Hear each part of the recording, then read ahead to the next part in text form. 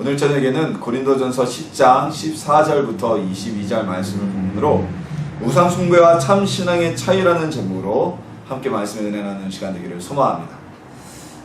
하나님께서 가장 싫어하시는 일이 무엇일까요? 하나님께서 가장 싫어하시는 일은요, 바로 우상 숭배입니다. 우상 숭배는요, 구약의 많은 율법들이 또한 율례들이 예수님이 이 땅에 오심으로 인해서 사라지고 예수님을 통해 완성되었음에도 불구하고 여전히 하나님의 자녀들이 하지 말아야 될 가장 첫 번째 되는 행위입니다. 우상 숭배는요, 10계명의 제1, 제2 계명에 언급될 정도로 성도들이 하지 말아야 될 일이었고요. 우상 숭배는 하나님의 택함받은 이스라엘 백성이 하나님께서 주셨던 가나안 땅에서 다시 쫓겨남을 당하게 되는 원인을 제공했던 만큼 하나님께서 싫어하시는 일이고 엄청난 결과를 가져온 범죄였습니다. 아마 불신자라도요, 아예 예수를 믿지 않는 사람, 그리고 같은 불신자라도 우상을 숭배한 사람이면 아마 둘 사이에는 심판에 약간의 차이는 있지 않을까 생각이 되어집니다. 앞서 말씀드렸다시피 우상 숭배는 10계명의 제1, 제2계명에 해당될 정도로 매우 중요한 우리 신앙의 가장 기본적인 지켜야 될 윤리였습니다. 가나안 정복 전쟁을 보면 하나님께서 가나안에 있었던 모든 족속을 남녀노소를 물어나고 다 죽이라고 말씀하시죠. 살육하라고 하시죠. 그 이유가 무엇이었냐면요, 이스라엘 백성이 가나안에 들어갔을 때 그 남아있는 가나안 무리들로 인해서 그들이 섬기는 우상 숭배의 신앙이 이스라엘 가운데 범죄가 들어오게 되고 이스라엘이 하나님을 분노케 하여서 징계를 받을까봐 미리 예방하는 차원에서 그리 하셨던 겁니다. 근데 결국 이스라엘 민족이 가나안을 정복할 때 완전히 정복하지 못했습니다. 힘이 약한 족속은 정복하겠고 여부스 족속같이 굉장히 힘이 강하고 이스라엘 스스로 이길 수 없는 족속들은 그냥 내어버려 뒀어요. 그래서 결국은 하나님이 우려하셨던 것처럼 그 가나안의 우상 숭배의 범죄가 이스라엘 민족 가운데 들어오게 되고 그리고 이스라엘의 신앙을 타락시키게 되었습니다. 오늘 우리가 함께 봉독하고 우리가 나누게 될 본문은요, 성도들이 하지 말아야 될 우상 숭배에 대해서 전하고 있습니다. 우리 시대의 우상은 무엇일까요? 우리 시대의 우상은 형상이 있는 유형의 우상 숭배, 그리고 형상이 없는 무형의 우상 숭배로 구분할 수 있을 겁니다.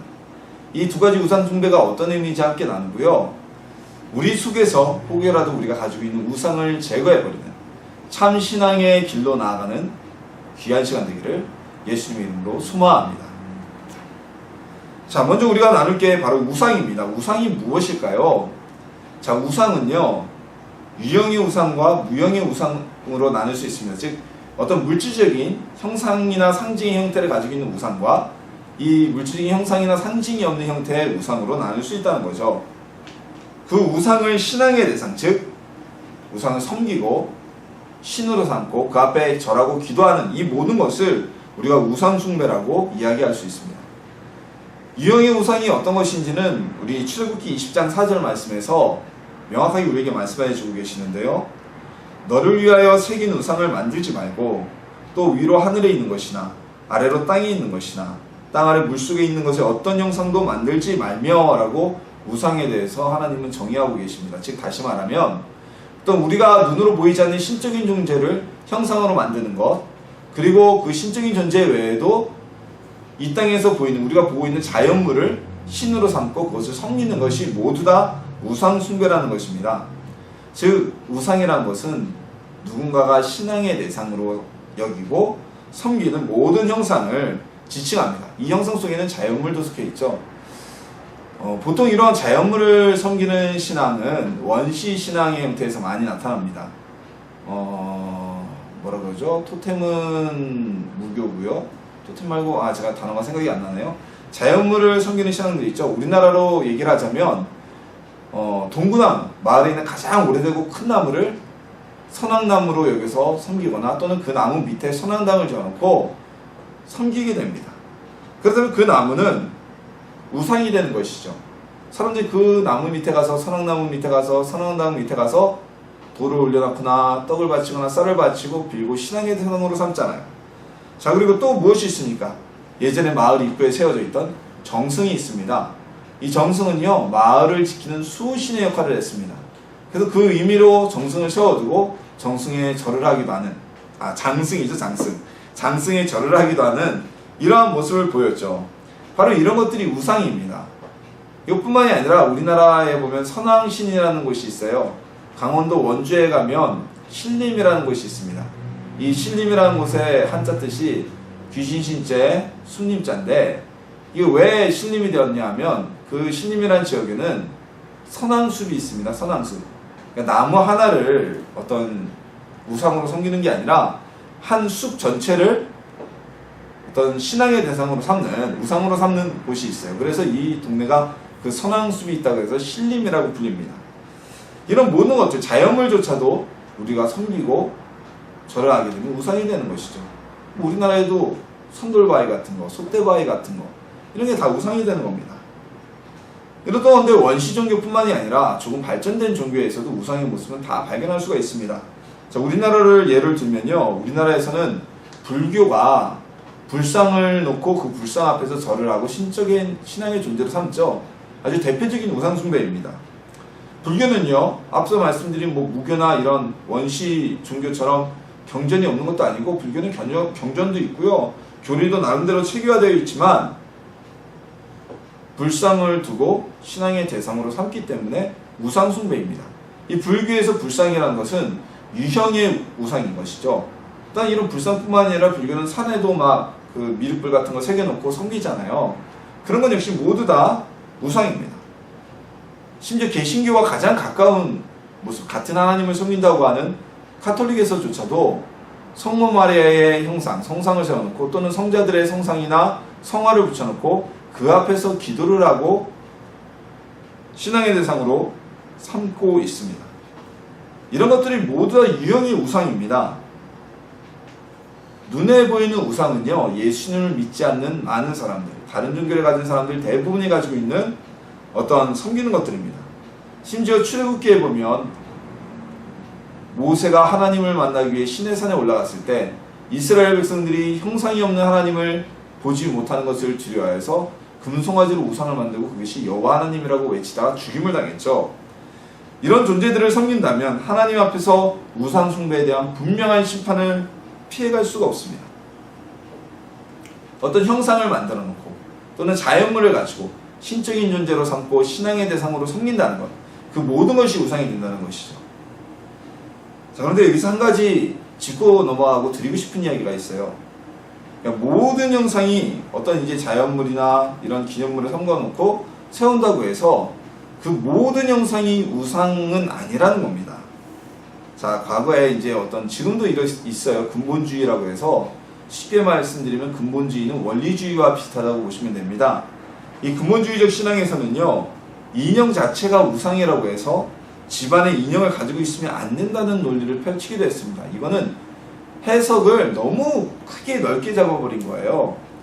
우리가 분명히 말씀드리지만 신앙의 대상으로 삼고 신적인 존재로 삼는 것이 우상인 것이지, 인형을 누가 거기다 절하고 그럽니까? 인형 갖다 놓고 그냥 가지고 놀고 인테리어 장식품으로 갖다 놓고 채집하는 용도로 쓰죠. 인형을 섬기지는 않잖아요.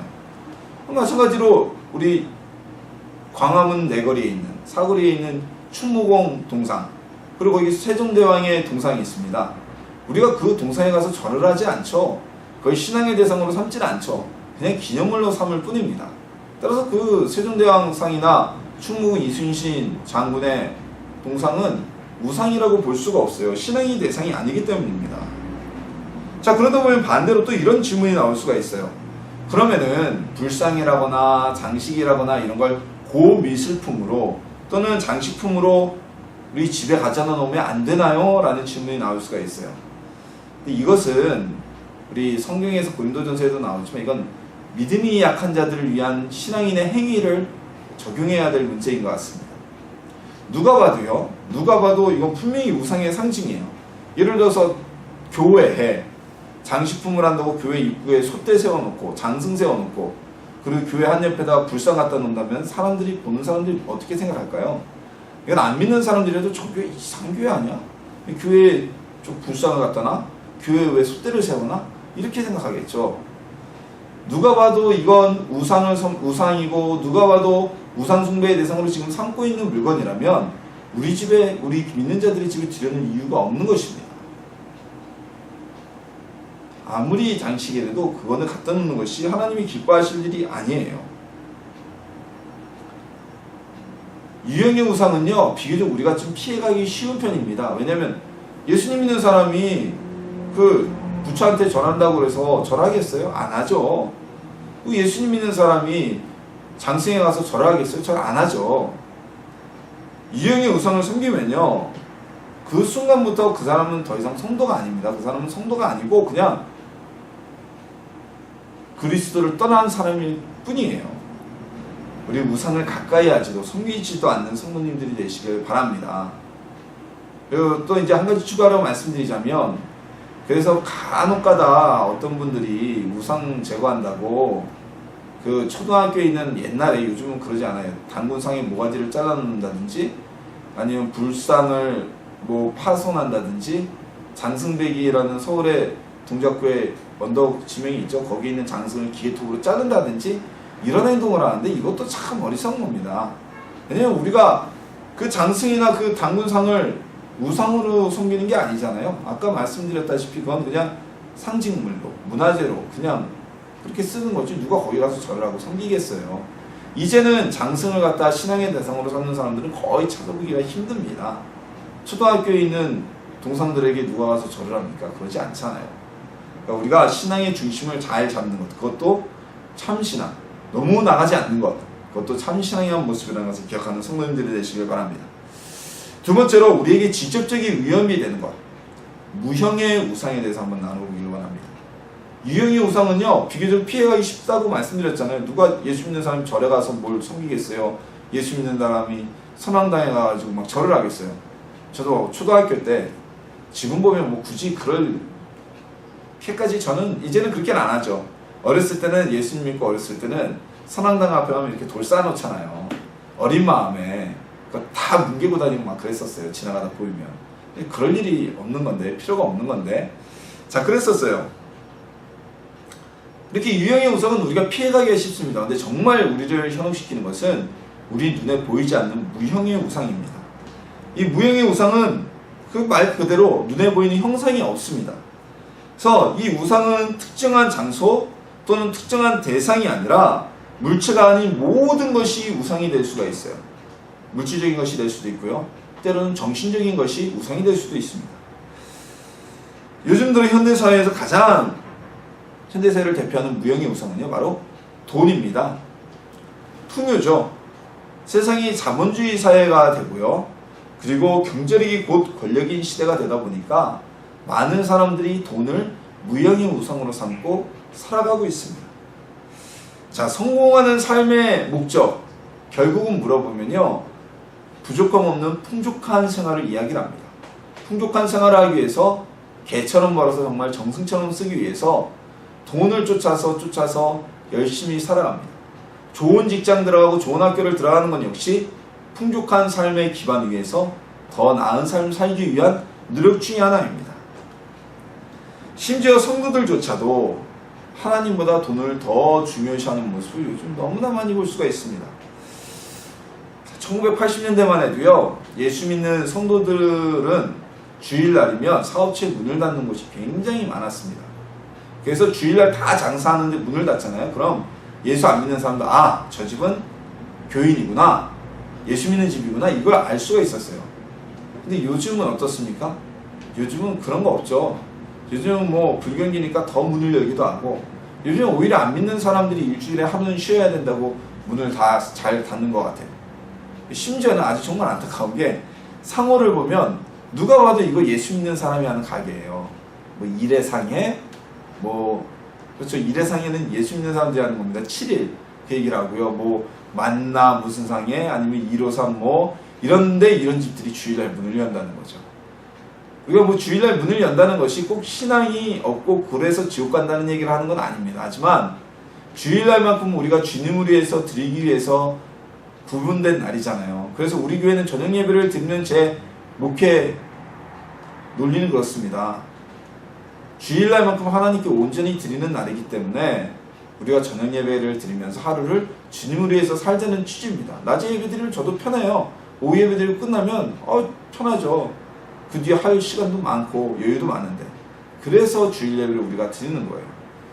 이 물질이라는 부분이 그렇습니다. 그분들이 물질에 매이지 않는다면 누가 주일날 문을 닫겠어요? 수입이 보장된다면 다 셔터 내리고 하루 종일 교회에서 봉사하고 원신하고 살겠죠. 하지만 돈을 한 푼이라도 더 벌어야 되기 때문에 장사를 할 수밖에 없고, 돈을 한 푼이라도 더 벌어야 되기 때문에 일이 있으면 예배 빠질 수밖에 없고, 심지어는 돈의 노예가 되어서 돈을 우상으로 섬기다 보면 하나님이 보이지 않게 되고 목회자들조차도 돈의 노예가 되어서 부정을 저지르게 됩니다. 이것은 모두 다 돈이 우상이 되어서 하나님보다 돈이 더 커 보이기 때문입니다. 하나님이 보이지 않기 때문에 양심의 가책을 받지도 않고, 아주 극단적인 경우에는 그 잘못을 저지르고도 회개하지 않는 모습을 보이게 되는 것입니다. 또한 이 시대의 또 하나의 대표적인 무형의 우상이 무엇입니까? 바로 권력용 명예욕입니다. 명예를 위해서는요, 타인을 비방하고 타인을 깎아내리는 일 서슴지 않습니다. 때로는 함정에 빠뜨리기도 합니다. 명예를 얻기 위해서 모든 것을 투자하고 쏟아붓습니다. 그리고 그 명예를 지키려고 해서 부정과 범죄도 서슴지 않습니다. 심지어 교회 내에서도 그래요. 정말 안타까운 것이, 교회 내에서 직분자들이 생길 때, 지난 주간에도 제가 어느 분과 말씀을 나눴는데, 교회 내에서 장로 임직 받고 그러면 뭐 몇 천만 원 돈 내야 되냐고 저한테 물으시는 거예요. 그래서 제가 설명을 쭉 했어요. 그게 그 행사 비용이 들어가고 개인적인 기념품이 들어가고, 그거는 교회에서 요구하는 것이 아니라 임직자들이 자발적으로 감사해서 교회에 이렇게 필요한 것을 드리는 것이다 라고 설명을 제가 했습니다. 교회 내에서도 장로 되려고, 권사 되려고 헌금 많이 하고, 그 자리 유지하려고 참 별의별 일 다 하잖아요. 여러분들 각 교단들 총회 가보세요. 난리도 아니에요. 다 기본적으로 목회 몇십 년씩 하신 분들이 총회장 하려고 세상에서 정치판에서 하는 일하고 똑같은 짓 하고 있습니다. 돈 봉투 돌리고요, 깡패동원에서 싸움질 하는 경우도 있고요.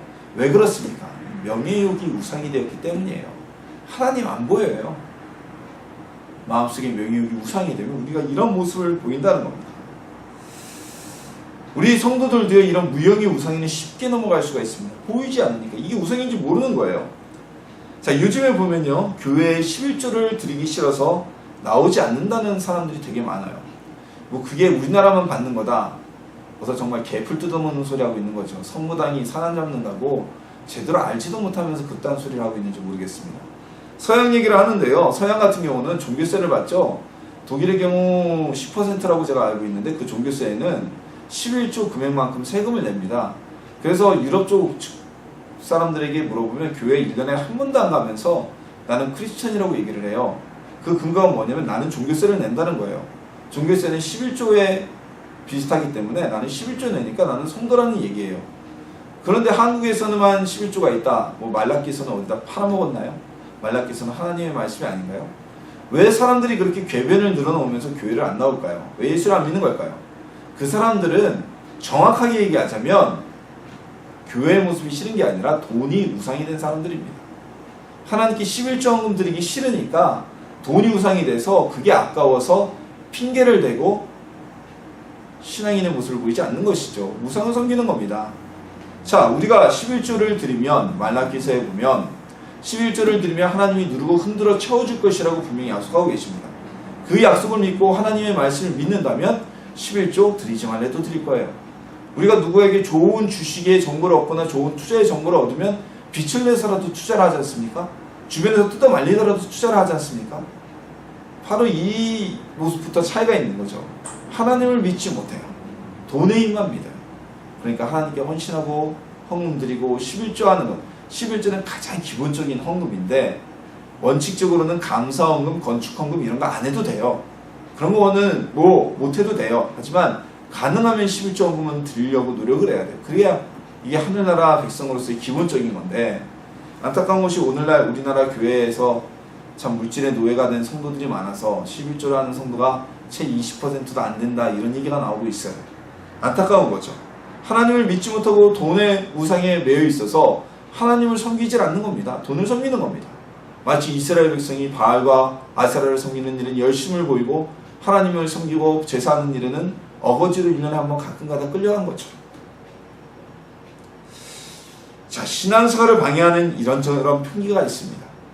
저는 시간이 없어서요. 시간이 그 사람의 우상입니다. 저는 돈이 없어서요. 돈이 그 사람의 우상입니다. 예수님에 대한 믿음이 분명하고 신앙이 분명하다면 어떠한 조건이 와도 어떠한 무엇이 와도 포기하지 않고 심지어는 우리를 죽인다고 해도 예수님에 대한 신앙과 믿음을 포기하지 않았을 것입니다. 그래서 순교자들은 자신의 생명을 잃더라도 영생을 얻기 위해서 예수님이 자신에게 영생을 주신다는 걸 알기 때문에 모든 걸 포기하고 순교를 당할 수가 있었던 것입니다. 우리 주변에는 수많은 무형의 우상을 섬기는 이들이 있습니다. 우상 숭배를 하는 이들이 있습니다. 하나님이 아닌 다른 것을 더 귀히 여기고 섬기고 그것만이 힘이라고 여기는 것이 바로 우리에게 있어 우상입니다. 그 우상을 섬기는 본인은 아니다라고 부인할 수 있어요. 나는 우상 섬기지 않는다. 내가 무슨 우상을 섬기느냐.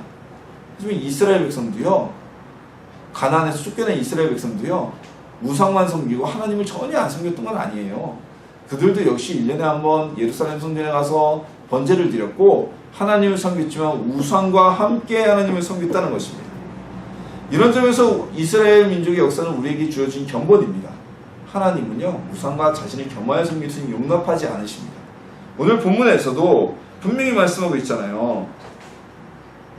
너희가 주의 잔과 귀신의 잔을 겸하여 마시지 못하고 주의 식탁과 귀신의 식탁에 겸하여 참여하지 못하리라. 하나님과 우상을 동시에 섬길 수 없다는 것입니다.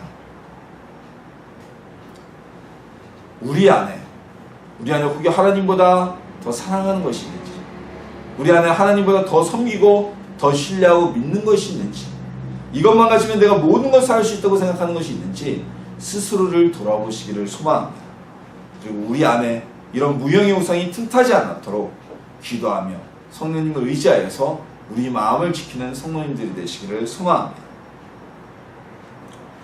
자, 그럼 참신앙의 모습은 무엇일까요? 참신앙은 바로 우상 숭배를 끊는 것에서부터 시작합니다. 하나님은요, 유일신입니다. 유일하신 하나님입니다.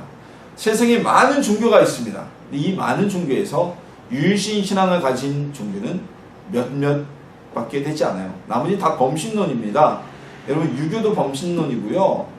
그리고 불교도 범신론입니다. 불교에 보면 뭐 어느 지역에 가면 500나한상 막 이런 게 있잖아요. 범신론이에요. 그리고 뭐 힌두교, 모든 종교가 범신론입니다. 이슬람은 좀 틀리죠. 이슬람은 유일신교고, 뭐 대부분의 종교가 범신론이지만 우리는 유일하신 하나님, 세상을 창조하셨고 심지어 귀신마저도 하나님의 피조물인 그 유일하신 하나님을 믿고 있습니다. 근데 그런 피조물들이, 우상 숭배가 왜 범죄고 참신앙이 아니냐면 그런 피조물이 하나님이 받으셔야 될 영광을 대신 가로채기 때문에 큰 범죄가 되는 것입니다. 자, 쉽게 설명하자면요, 세무서에 납부해야 될 세금이 있어요. 근데 이 국가에 납부해야 될 세금을 세무 공무원에게 개인적으로 주고 세금을 면제받았다면 그건 뭘까요? 범죄죠. 탈세고요. 뇌물 제공입니다. 사단은요, 하나님께서 받으실 영광을 가로채고 있습니다. 그것이 바로 우상의 숭배입니다. 사람은 하나님의 영광을 위해서 창조된 존재입니다. 하나님의 기쁨이 되어야 됩니다. 그런 우리가 사단을 섬기고 우상을 섬기는 것은 우리의 사명을 다하지 못하는 죄를 범하고 있는 겁니다. 내 가게에서 월급 받으면서 다른 집에 가서 일한다면 그거 가만두겠어요? 가만둘 수가 없는 일이죠. 최근에요, 종교화, 종교통합이라는 이유로 주제로 개신교를 비롯해서 모든 종교의 교류를 주장하는 이들이 있습니다. 자, 이런 사람들이 더 진보하고 앞서 나가는 그룹처럼 인식되는 경향이 있어요. 하지만 이것은 유일하신 하나님만을 믿는 우리로서는 도저히 받아들일 수 없는, 인정할 수 없는 일입니다. 구원은 오직 예수님께만 있고요. 그리고 예수님만이, 하나님만이 참된 하나님이시기 때문에 다른 신을 섬기는 것을 인정하는 것은 우상 숭배를 인정하고 우리도 스스로 우상 숭배 가운데 들어가는 것과 마찬가지인 것입니다. 이스라엘 민족이 가나안 입성을 앞두고 있을 때 발람이 한 꾀를 내서 이스라엘 족장들을 자신에게 초청을 합니다. 그리고 우상 숭배의 제의를 보여주고 음란한 행위를, 불륜의 행위를 이스라엘 족장들 가운데서 행하게 만듭니다. 하나님이 진노하셔서 많은 이스라엘 사람들이 죽음을 당하게 됩니다. 왜 그렇을까요? 그들이 정말 그게 우상이라고 생각하고 우상이 정말 섬겼을까요? 그 자리에 있는 것만으로도, 그들이 함께하고 있었던 것만으로도 하나님의 진노를 가져왔던 것입니다. 그래서 우리는 카톨릭에서 성모상을 세우고 거기에다가 기도하는 것조차 우리 개신교에서는 용납할 수가 없는 겁니다. 그 사람들은 성모 마리아는 우리의 신적인 존재가 아니다. 단지 우리가 성모 마리아를 통해서 중보의 대상으로 삼을 뿐이다라고 이야기하지만 그 행위 자체가 우상 숭배와 다를 게 뭐가 있습니까? 불상에 가서 절하는 것과 성모 마리아 앞에서 기도하는 게 뭐가 다르겠어요? 제 본교 저희 아버지가 심호하시는 교회 가면 바로 옆에 성당이 있어요. 그럼 예배 시간이 이렇게 돼서 내다보면요, 성당에 미사를 하러 오는 사람들이, 보러 오는 사람들이 입구에 있는 마리아상에 가서 다 기도하고 성당으로 들어갑니다. 그게 뭡니까? 우상 숭배와 다를 게 없습니다. 신앙의 대상으로 삼고 있는 거죠. 본문에서는 참 신앙을 지키기 위해서 이방인 성도들에게 우상 숭배의 자리에 함께할 것과 함께하는 것과 우상의 제물을 먹는 것을 금하라고 말하고 있습니다. 이방인 성도들에게 있어서 우상 숭배는 그들이 여지껏 살아왔던 삶의 그냥 모습이었어요. 그건 풍습이었어요. 그 민족의 풍습이고 그 지역의 풍습이었어요. 그럼에도 불구하고 오늘 본문은 그들에게 하나님의 잔과 네가 귀신의 잔을 함께 마실 수가 있느냐? 그럴 수 없다. 그러므로 우상에 섬기는 자리에 가지 말고 우상의 제물을 먹지 말라고 권하고 있는 것입니다. 자, 우상 숭배는 오늘 본문 말씀에 따르면 바로 귀신과 교제하는 것이죠. 귀신과 교제하면서 천국에 갈 수 있을까요? 포기해야죠. 하나의 풍습이라는 이유라도, 어떠한 이유라도 성도가 된 이후에는 우상 숭배를 중단하고 떠나라는 말씀을 하고 있는 것입니다. 하나님 외에 다른 것을 신앙의 존재로 삼는 것은요, 불법입니다. 범죄입니다. 창조자의 지금 목적을 제대로 감당하지 못하는 것이기도 합니다. 절대 우리 가운데서 우상 숭배를 용납하지 않는 성도님들이 되시기를 소망합니다. 우상은 특별한 것이 아닙니다. 눈에 보이는 우상이 있기도 합니다. 때로는 눈에 보이지 않는 우상도 있습니다. 어느 것이건 하나님 대신에, 하나님보다 더 귀히 여기거나 하나님 대신에 신앙의 대상으로 삼는다면 그 모든 것은 우상이 되고 모든 우상을 숭배하는 것이 됩니다. 성도들이 유형의 우상을 섬기는 일은 없을 겁니다. 성도들은 무형의 우상을 더 조심하고 경계해야만 합니다. 나도 모르게 지금 내가 우상을 섬기고 있을지도 모릅니다. 우리는 우상 숭배를 가장 경계해야 합니다. 우상 숭배는 이스라엘까지 파멸로 가져오게 한, 하나님으로부터 우리를 멀리하게 하는 가장 큰 요소이기 때문입니다. 심판을 피할 수 없는 범죄이기 때문입니다. 종교통합의 명분으로, 에큐메니컬 운동의 명분으로 다른 종교를 인정하는 것 역시 우상 숭배의 한 방편입니다. 죄를 인정하면 그 죄가 곧 나이가 공범이 되는 것이기 때문이죠. 하나님의 율법에 따르면 가나안에 거주하는 이방인조차도 가나안 땅에서는 우상 숭배를 할 수가 없었습니다. 그런데 솔로몬이 그 우상 숭배를 이스라엘 가운데 공식적으로 인정함으로 인해서 그로 인해 솔로몬의 나라가 둘로 갈라지는 재앙을 맞게 되었습니다. 참 신앙은 우상을 버리는 것입니다. 참 신앙은 하나님만 섬기는 것입니다. 엘리야가 하나님 앞에 간구했을 때 이 나라의 바알과 아세라에게 무릎 꿇지 아니한 사람이 나 외에 또 누가 있나이까? 라고 물었을 때 하나님께서 바알과 아세라에게 무릎 꿇지 아니한 7,000명을 내가 숨겨두었노라라고 말씀하신 것처럼 우리 어떠한 관계에 있어도 우상에게 무릎 꿇지 않는 하나님의 자녀들이 되어야 됩니다. 그런 자들이 참 신앙의 사람이고 참 신앙의 모습을 지킬 수 있는 귀한 자들로 쓰임받을 수가 있는 것입니다. 참 신앙의 길을 한 대충대충 모든 것을 섬기고 모든 것과 함께 할 수 있는 것이 아닙니다. 단호하게 아닌 것은 끊어버리고 우상의 것은 멀리 떠나버리고 우리 마음속에서 오직 하나님만 바라보는 것이 참 신앙입니다. 화목의 명분으로 우상 숭배를 인정할 수는 없습니다. 우리가 우상을 섬기는 이들과 적대할 이유는 없습니다. 화목해야 됩니다. 그들을 구원하기 위해서라도, 그들을 전도하기 위해서라도 그들과 화목한 관계를 유지해야 됩니다. 그러나 그런 화목한 관계를 유지한다고 해서 우리의 신앙마저도 우리가 포기할 수는 없습니다. 그런 과오를 범할 수는 없는 것입니다. 우상이 창궐했던 시대, 엘리야는 하나님 앞에서 참신앙의 사람으로 우상에 무릎 꿇지 않고 쓰임받는 위대한 선지자였습니다. 요시아는 유다가 우상 가운데 빠졌을 때 우상을 숭배를 제해버리고 그리고 성전을 개혁하고 우상의 제단을 부셔버리는 참신앙을 가진 훌륭한 왕이었습니다. 이런 이들처럼 우리 역시 무형의 우상, 유형의 우상이 가득한 이 시대에 우상 숭배를 끊어버리고 우상의 세력을 무너뜨리고 참 신앙을 지켜서 하나님께 인정받는 귀한 하나님의 자녀가 되기를 예수님의 이름으로 축원합니다.